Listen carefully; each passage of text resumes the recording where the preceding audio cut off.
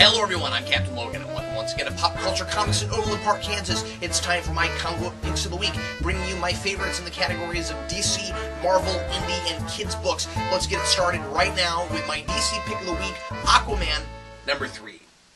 Just 3 issues in, I feel like Geoff Johns has gotten quite a lot done with this book. He's making Aquaman seem relevant again. He's building excellent chemistry and romance between him and Mera. He's established a constant, majestic sort of atmosphere for Arthur, but he's also very human, and he's developing a fascinating mythology around these terrifying piranha creatures. This issue reads like CSI Aquaman. He and Mera fight off a horde of these things along with local police, and I really like, by the way, seeing a superhero working with the police like that. They take one of the dead piranha creatures to an old acquaintance of Arthur's, a biologist named Stephen Shin, who once tried to kill Aquaman because he wouldn't tell him where Atlantis is. Their meeting is really interesting because of the personal background between them, and I won't spoil how all that goes down or what we learn exactly about the piranha creatures, but they're not at all what I expected, and I'm really intrigued by them.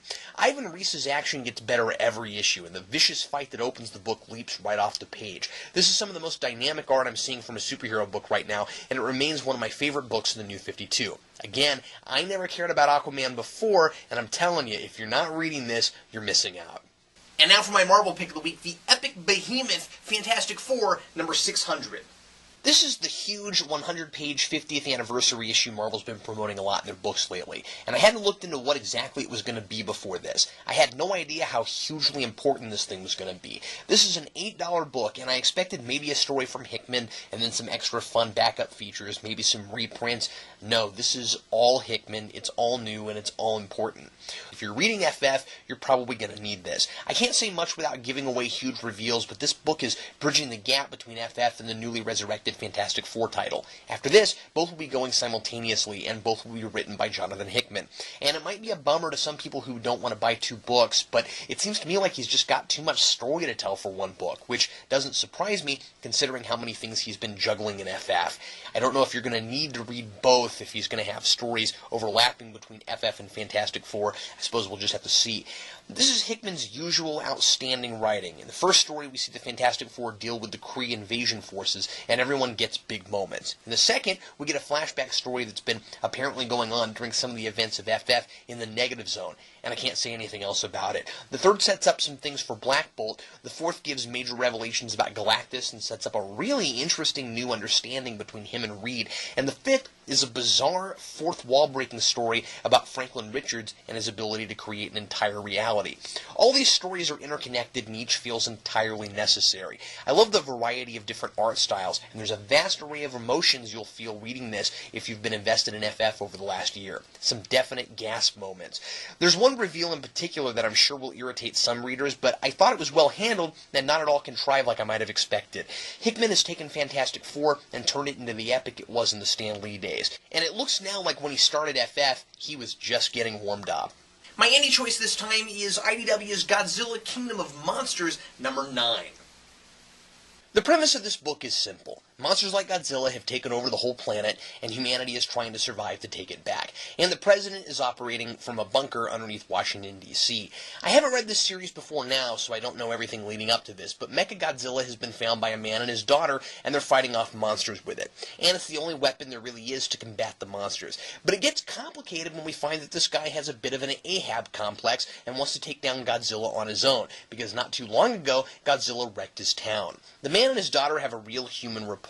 And I like the personal vendetta versus the larger responsibility of getting this weapon back to the right people to help save the world. I also like Santos' stylized artwork and panel layouts. There's a great variety of full-page action spreads and pages with lots of panels depicting very cinematic action scenes. It's also a healthy balance of action and dialogue, and I like how it reads like a summer disaster blockbuster picture.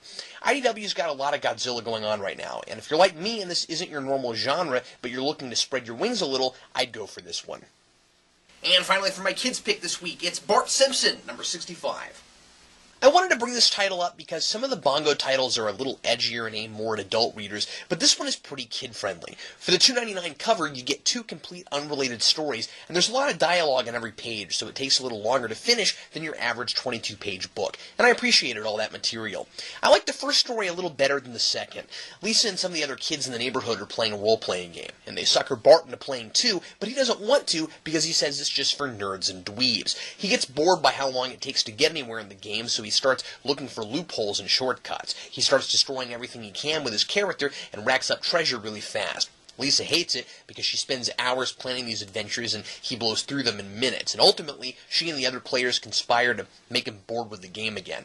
It's fun to see all the different kinds of situations they're in a true Simpsons fashion, we see the kids as if they're really their characters in different worlds. And of course there are lots of hilarious pop culture references. The game is called Vikings and Vampires, and there's a lot of Lord of the Rings and even some Vampirella mixed in. The second story involves Bart and Milhouse trying to get into a reality show about monster hunting, where they try to find a real monster, and when that doesn't work, mostly because they get unbearably bored doing research at the library, they try to create a monster themselves. A fun comic, and good for kids and adults alike. And other titles you might want to take a look at this week. It's the life story of the Flash 100-page spectacular. A cool, ultra-thorough retrospective on the history of the Flash, told with a mix of panels and traditional narrative from Iris's perspective. And then from Marvel, there's Astonishing X-Men number 44. So are Storm and Scott really doing what it looks like they're doing? Yep. A fight against a bunch of Sentinels turns into something entirely different, and you'll just have to check it out to find out why. Also from Marvel, The Mighty Thor number 8. Meet Tanaris, the new god of thunder, who's taken over now that no one remembers Thor except for Loki, and Loki's not too happy about it. And finally, The Rocketeer Jetpack Treasury Edition. An oversized reprinting of the original Rocketeer stories by Dave Stevens, published by IDW. Well, hey, that's it for my reviews and recommendations this week. If you're ever in the Kansas City area, be sure to check out Pop Culture Comics right here in Overland Park, Kansas. It's where I am at this very moment, and it's my very favorite place to get comic books. If you're watching this on the Pop Culture website and you've never been to Geekvolution, be sure to check us out on youtube.com/Geekvolution. You can also check out our website at wearegeeksnotnerds.com, and you can follow us on Twitter at Geekvolution. If you're not in the area, be sure to support your own local comic book shop, and thanks as always for watching. I'm Captain Logan, and happy reading.